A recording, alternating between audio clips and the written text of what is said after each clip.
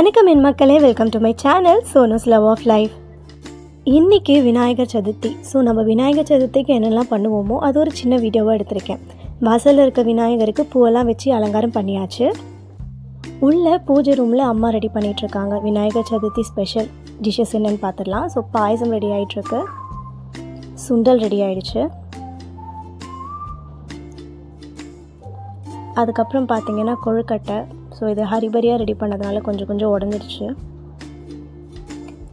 Next பார்த்திங்கன்னா நம்ம புளி சாதம் பண்ணோம். அண்ட் லாஸ்ட்டாக பார்த்திங்கன்னா தயிர் சாதம் கொஞ்சம் டைம் ஆகிடுச்சின்னு ஃபாஸ்ட்டாக பண்ணதுனால நான் அது தனியாக எடுக்கலை.